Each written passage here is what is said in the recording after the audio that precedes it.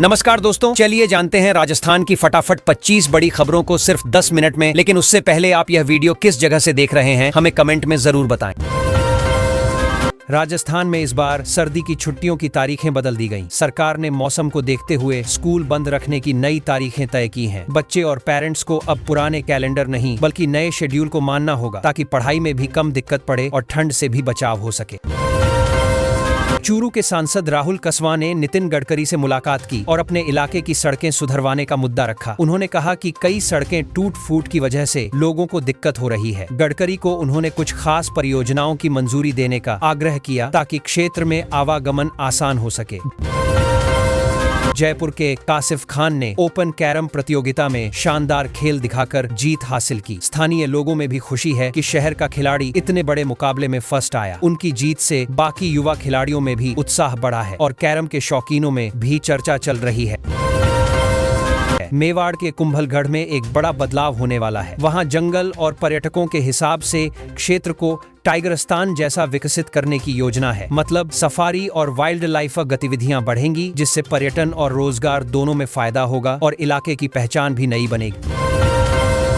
जयपुर में 26 दिसंबर को भारतीय मजदूर संघ की बड़ी रैली होने वाली है। मजदूरों के हित, मांगे और मुद्दों को लेकर यह हल्ला बोल जैसा कार्यक्रम रखा गया है। राज्य भर से मजदूर इसके लिए जयपुर पहुंचेंगे और सरकार को अपनी समस्याओं के बारे में दोबारा खुलकर बताएंगे। कांग्रेस ने अपने अल्पसंख्यक विभाग में 50 नए जिला अध्यक्ष नियुक्त किए हैं। इससे संगठन को जमीन पर मजबूत करने की तैयारी हो रही है। पार्टी चाहती है कि हर जिले में उसकी पकड़ अच्छी हो और चुनावों में वह मजबूत तरीके से काम कर सके। नए चेहरे भी संगठन में जोश लेकर आएंगे। वेदांता ग्रुप के अनिल अग्रवाल ने 1.5 लाख करोड़ रुपए के बड़े उर्वरक प्लांट का प्लान बताया है। यह देश का सबसे बड़ा प्लांट कहा जा रहा है। इससे रोजगार, उद्योग और कृषि तीनों क्षेत्रों को फायदा होगा। राजस्थान और आसपास के किसानों को भी इससे अच्छे दाम और सप्लाई मिलने की उम्मीद है। गुजरात से आ रहे श्रद्धालुओं की बस राजस्थान में ट्रक से टकरा गई। हादसा इतना तेज था कि मौके पर ही 4 लोगों की मौत हो गई और कई लोग घायल हो गए। प्रशासन ने घायलों को अस्पताल पहुंचाया और बचाव कार्य जल्द से जल्द पूरा किया, लेकिन अचानक हुई इस घटना से माहौल दुखी है। हनुमानगढ़ में किसानों ने भारी हंगामा किया। किसी फैक्ट्री को लेकर नाराजगी इतनी बढ़ गई कि उन्होंने गाड़ियों और फैक्ट्री के हिस्सों में आग भी लगा दी। पुलिस मौके पर पहुंची और स्थिति संभालने की कोशिश की। किसान कुछ फैसलों और कामकाज के तरीके को लेकर काफी गुस्से में थे। पीयूष गोयल ने कहा कि राजस्थान की सबसे बड़ी ताकत उसकी विश्वसनीयता है। उन्होंने बताया कि यहाँ काम समय पर पूरा करने की क्षमता है, इसलिए निवेशक भी भरोसा करके आते हैं। राज्य की छवि अब सिर्फ परंपरा की नहीं बल्कि तेजी से विकास करने वाले प्रदेश की बन रही है। बांसवाड़ा में 2 समूहों के बीच पोस्टर लगाने को लेकर तनाव बढ़ गया। मामले में एक युवक मस्जिद के अंदर घुसकर वीडियो बनाते हुए गालियां देता दिखा। इससे माहौल और गर्म हो गया। पुलिस ने दोनों पक्षों को समझाया और कहा कि ऐसी हरकतों से सांप्रदायिक तनाव फैल सकता है। राजस्थान हाईकोर्ट के दोनों अधिवक्ता संगठनों के चुनाव को लेकर माहौल गर्म है। इस बार भी वोटरों में उत्साह है और बृहस्पतिवार को मतदान होगा। चुनावी दफ्तरों में भी भीड़ बढ़ गई है। दोनों तरफ के उम्मीदवार अपने अपने पैनल को जिताने की पूरी तैयारी में जुटे हुए हैं। राजस्थान में ट्रांजिट ओरिएंटेड डेवलपमेंट नीति लागू होने से शहरों में बेहतर यातायात, साफ सुथरा माहौल और व्यवस्थित विकास का रास्ता खुलेगा। इसका मतलब यह कि मेट्रो और बड़े ट्रांजिट पॉइंट्स के आसपास प्लानिंग ज्यादा स्मार्ट होगी, जिससे लोगों को आने जाने में आसानी होगी।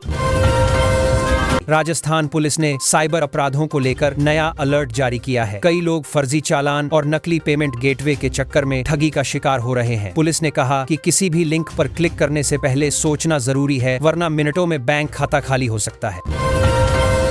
दिल्ली में होने वाली वोट चोर गद्दी छोड़ महारैली के लिए कांग्रेस जोर शोर से तैयारी कर रही है। राज्य की इकाइयां भी इसमें भीड़ जुटाने के लिए एक्टिव हैं। यह रैली केंद्र सरकार की नीतियों के खिलाफ दिखाई जा रही है और पार्टी इसे बड़ा थोड़ा से ताकत प्रदर्शन मान रही है।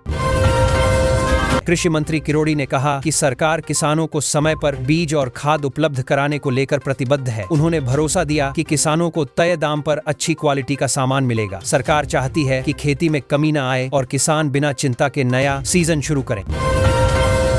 राजस्थान की ग्राम पंचायतों को अधिक स्वायत्तता देने की बात कही गई है। अब उन्हें 50% विकसित भूमि का अधिकार भी मिलेगा। इसका मतलब यह है कि स्थानीय विकास योजनाएं और जमीन के फैसले पंचायत स्तर से तय हो सकेंगे, जिससे ग्रामीण विकास तेजी से हो सकता है। रास भर्ती 2023 के प्रोविजनल उम्मीदवारों को दस्तावेज जमा करने का आखिरी मौका दिया गया है। अगर उन्होंने समय पर पेपर नहीं दिए तो उनकी पात्रता रद्द हो सकती है। उम्मीदवारों को कहा गया है कि ऑफिस में जाकर या ऑनलाइन पोर्टल के जरिए दस्तावेज जल्द ही जमा कर दें। जयपुर में टाइगर फेस्टिवल शुरू होने वाला है, जिसमें बाघों की पूरी दुनिया जैसी थीम पर प्रदर्शन लगेगा। जेकेके में यह फेस्टिवल काफी आकर्षक तरीके से सजा है। लोग यहां वन्य जीवन और बाघ संरक्षण से जुड़ी कई दिलचस्प चीजें देख सकेंगे। बच्चों और परिवारों के लिए भी मजेदार कार्यक्रम रहेंगे। केंद्रीय मंत्री शेखावत ने कहा कि राजस्थान सिर्फ घूमने की जगह नहीं बल्कि निवेश के लिए बड़ा पावर हाउस है। राज्य में उद्योगों और इंफ्रास्ट्रक्चर के अच्छे मौके हैं। उन्होंने कहा कि सरकार निवेशकों को सुरक्षित और आसान माहौल देने के लिए लगातार नीतियां सुधार रही है। माहेश्वरी समाज के महाकुंभ के लिए उपराष्ट्रपति और कई केंद्रीय मंत्रियों को न्योता दिया गया है। यह बड़ा धार्मिक सामाजिक आयोजन हर बार चर्चा में रहता है। समाज के लोगों ने बताया कि इस बार आयोजन पहले से बड़ा होगा और बाहर से भी बड़ी संख्या में लोग पहुंच सकते हैं। मुख्यमंत्री भजनलाल जिंक कंपनी में बनने वाले फर्टिलाइजर प्लांट के भूमि पूजन में शामिल होंगे। यह प्लांट स्थानीय स्तर पर भी रोजगार और उद्योग बढ़ाने में बड़ा कदम माना जा रहा है। इससे आसपास के इलाकों में छोटे बिजनेस और सप्लाई चेन भी मजबूत होंगे। जयपुर में प्रवासी राजस्थानी दिवस पर सीएम भजनलाल ने कहा कि हर प्रवासी खुद को राजस्थान का ब्रांड एम्बेसडर माने और अपने क्षेत्र में राज्य की छवि मजबूत करे। उन्होंने प्रवासियों को राज्य की नई योजनाओं और निवेश अवसरों से जोड़ने की बात भी कही। वेदांता के अनिल अग्रवाल ने कहा कि राजस्थान की धरती के नीचे मौजूद खनिज भंडार देश को आत्मनिर्भर बना सकते हैं। उन्होंने बताया कि यहाँ खनन में बहुत बड़े अवसर हैं और अगर सही निवेश हुआ तो आने वाले समय में राजस्थान देश की माइनिंग कैपिटल जैसा बन सकता है। राजस्थान पुलिस अकादमी को देश की सबसे बेहतरीन प्रशिक्षण संस्थान का दर्जा मिला है। यहाँ ट्रेनिंग के तौर तरीके, तकनीक और अनुशासन को काफी मजबूत माना जाता है। यह उपलब्धि राज्य पुलिस के लिए गर्व की बात है और बाकी राज्यों के लिए भी यह एक उदाहरण जैसा है। भीड़ बढ़ने पर रेलवे ने राजस्थान से मुंबई के लिए एक स्पेशल सुपरफास्ट ट्रेन चलाने का फैसला किया है। यह सिर्फ एक ट्रिप के लिए होगी ताकि छुट्टियों और त्योहारों में लोगों को यात्रा में दिक्कत न आए। सीटों की मांग देखते हुए रेलवे ने यह व्यवस्थापन किया है। जयपुर में नेशनल लिटरेचर ड्रामा फेस्टिवल शुरू होने जा रहा है। इसमें देश भर के कलाकार और लेखक शामिल होंगे। लोगों को नाटक, कविता, कहानी और अलग अलग कला रूपों का बेहतरीन मेल देखने को मिलेगा। यह कार्यक्रम हर साल खूब चर्चा में रहता है और युवाओं की भी भीड़ रहती है। राजस्थान में पंचायत और निकाय चुनावों को लेकर बीजेपी ने नई रणनीति बनाई है। मदन राठौड़ ने कार्यकर्ताओं को सख्त निर्देश दिए कि बूथ स्तर पर पकड़ मजबूत करनी है। पार्टी चाहती है कि इस बार स्थानीय चुनावों में उसकी पकड़ पहले से मजबूत दिखाई दे। राज्य सरकार के 2 साल पूरा होने पर कई तरह के कार्यक्रम आयोजित किए जाएंगे। सरकार अपनी उपलब्धियां जनता तक पहुंचाएगी और अलग अलग जिलों में आयोजन होंगे। यह कार्यक्रम सरकारी योजनाओं और कामों को दिखाने के लिए रखे जा रहे हैं ताकि लोग समझ सकें कि 2 साल में क्या क्या हुआ है। भजनलाल सरकार को प्रवासी राजस्थानी बड़ी संख्या में समर्थन दे रहे हैं। लोगों का कहना है कि मुख्यमंत्री प्रदेश और प्रवासियों के बीच एक नया भरोसा बना रहे हैं। कई प्रवासी निवेश और सामाजिक कामों में भी साथ दे रहे हैं। सरकार भी उन्हें राज्य के विकास में भागीदार बनाना चाहती है। राज्यपाल ने कहा कि राजस्थान भक्ति, शक्ति और लक्ष्मी पुत्रों की धरती है। उनका मतलब था कि यहाँ के लोग धार्मिक, मजबूत और मेहनतकश हैं। इस तरह के बयान से उन्होंने प्रदेश की सांस्कृतिक पहचान और गौरव को सामने रखा, जिससे कार्यक्रम में मौजूद लोग भी काफी उत्साहित हुए।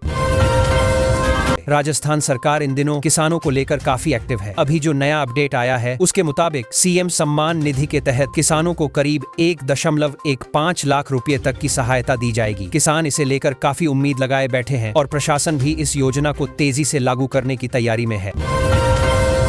राजस्थान सरकार का अब एक बड़ा लक्ष्य तय किया गया है कि 2047 तक पूरे प्रदेश को विकसित राज्य की श्रेणी में पहुंचाना है। इसी को लेकर नई नई योजनाओं पर काम चल रहा है। निवेश लाने की कोशिश हो रही है और हर जिले में विकास मॉडल तैयार किया जा रहा है ताकि आने वाले सालों में बड़ा बदलाव दिखे। राइजिंग राजस्थान समिट होने वाली है 11 और 12 दिसंबर को और इस बार निवेशकों से मिलने वाले प्रस्ताव काफी बड़े बताए जा रहे हैं। सरकार का कहना है कि इस इवेंट से नए उद्योग, रोजगार और बड़ी परियोजनाओं को जमीन मिलेगी। जयपुर में तैयारी बहुत जोरों पर चल रही है और माहौल काफी उत्साहित है। जयपुर में ग्राउंड ब्रेकिंग सेरेमनी की तैयारियां चल रही हैं, जिसमें कई निवेश परियोजनाएं शुरू की जाएंगी। सरकार चाहती है कि जो भी MOU साइन हुए हैं वो कागज से निकलकर जमीन पर उतरे। इसी वजह से विभागों को सख्त निर्देश दिए गए हैं कि सब काम समय पर पूरा किया जाए। राजस्थान में JJM घोटाले को लेकर एक बार फिर आवाज उठी है। इस मामले में लगभग 20 अधिकारियों पर ACB जांच की मांग हो रही है। लोगों का आरोप है कि पाइपलाइन और पानी से जुड़े कामों में काफी गड़बड़ हुई है। सरकार पर भी दबाव बन रहा है कि वो जल्द काम करने के लिए कार्रवाई करे। जल जीवन मिशन से जुड़ी दस्तावेजी कार्रवाई पर भी सवाल उठ रहे हैं। कई जगह लोगों ने बताया कि पाइपलाइन ठीक से नहीं लगी और पानी नहीं आ रहा। इस पर विभागीय टीमों को जांच के लिए भेजा गया है और अफसरों से रिपोर्ट मांगी गई है। मामला अभी गर्म चल रहा है। अब रास भर्ती 2023 वालों को आखिरी मौका दिया गया है कि वे अपने दस्तावेज जमा कर दें। कई उम्मीदवारों ने पहले अधूरे कागज दिए थे। आयोग ने साफ कहा है कि अगर इस बार भी दस्तावेज पूरे नहीं हुए तो बाद में मौका नहीं मिलेगा। परीक्षार्थी भी इसको लेकर थोड़ा तनाव में है। इस बार राजस्थान में प्रवासी भारतीयों ने भी राज्य में निवेश दिखाया है। करीब 1.5 लाख करोड़ रुपए के निवेश प्रस्ताव आए हैं। सरकार इसे बड़ी उपलब्धि मान रही है, क्योंकि इससे आने वाले वक्त में रोजगार और बड़े प्रोजेक्ट बढ़ेंगे। जयपुर में सबका स्वागत भी बड़े स्तर पर किया गया। जयपुर में मेडिकल वेस्ट निस्तारण का संकट बढ़ गया है। अस्पतालों का कचरा सही तरीके से नहीं उठ रहा और कई जगह बदबू की शिकायतें आ रही हैं। प्रशासन ने कुछ प्राइवेट एजेंसियों को नोटिस भी जारी किया है। लोग डरे हुए हैं कि इससे संक्रमण फैल सकता है। बीकानेर में इन दिनों सांडों का आतंक बढ़ गया है। कई वाहनों को नुकसान हुआ है और लोग रास्तों पर डरते डरते निकल रहे हैं। शहरवासी बार बार नगर निगम से शिकायत कर रहे हैं कि इन आवारा पशुओं को किसी तरह कंट्रोल में किया जाए, लेकिन अब तक कोई बड़ा कदम नहीं उठ पाया। रास भर्ती की प्रोविजनल लिस्ट पर भी दस्तावेज सत्यापन चल रहा है। कई अभ्यर्थियों को कॉल करके बुलाया जा रहा है ताकि सब कागजों की जांच पूरी हो सके। आयोग चाहता है कि भर्ती प्रक्रिया अब और ज्यादा न लटके। उम्मीदवार सेंटर पर लंबी कतारों में भी खड़े देखे गए। बांसवाड़ा में बदमाशों ने 2 युवकों पर तलवार से हमला कर दिया। मामला आपसी रंजिश का बताया जा रहा है। दोनों को गंभीर हालत में अस्पताल ले जाया गया। इलाके में पुलिस गश्त बढ़ा दी गई है और परिवार वाले काफी गुस्से में हैं कि पहले भी शिकायत की थी, लेकिन सुनवाई नहीं हुई। उदयपुर में श्रद्धालुओं से भरी एक गाड़ी पलट गई, जिससे कई लोग घायल और कुछ की मौत हो गई। लोग दर्शन करके लौट रहे थे और रास्ता थोड़ा ऊबड़ खाबड़ बताया जा रहा है। पुलिस ने मामले की जांच शुरू कर दी है और घायलों को इलाज मुहैया कराया जा रहा है। राजस्थान सरकार ने जन विश्वास ऑर्डिनेंस के तहत कई छोटे मोटे कानूनों में बदलाव कर दिया है। अब अगर कोई मामूली गलती हो जाए तो जेल नहीं भेजा जाएगा, बल्कि सिर्फ जुर्माना लगेगा। इससे लोगों की छोटी गलतियों पर होने वाली बड़ी कार्रवाई से राहत मिलेगी और न्याय प्रक्रिया भी आसान होगी। राज्य सरकार ने 2 साल पूरे होने पर नए कामों का ब्यौरा दिया है। सरकार कह रही है कि पिछले 2 साल में विकास की रफ्तार तेज हुई है और कई प्रोजेक्ट जमीन पर उतरे हैं। इसे नव उत्थान नई पहचान बढ़ता राजस्थान नाम दिया गया है, ताकि जनता को समझ आए कि क्या क्या बदला है। मेहंदीपुर बालाजी जाने वाले यात्रियों के लिए बड़ी राहत आई है। अब दिल्ली और जयपुर से सिर्फ 36 मिनट में हेलीकॉप्टर से पहुंचा जा सकेगा। टिकट के दाम भी बता दिए गए हैं ताकि लोग पहले से प्लान कर सकें। इससे श्रद्धालुओं का समय बचेगा और यात्रा भी आरामदायक हो जाएगी। कृषि राज्य मंत्री भागीरथ चौधरी ने कहा कि जल संरक्षण से ही जमीन और किसानों की रक्षा हो सकती है। उन्होंने बताया कि अगर पानी बचाया जाए और प्राकृतिक तरीके से खेती की जाए तो लागत कम होगी और मिट्टी भी खराब नहीं होगी। किसान भाइयों को इसके लिए अलग अलग योजनाओं से जोड़ने की कोशिश चल रही है।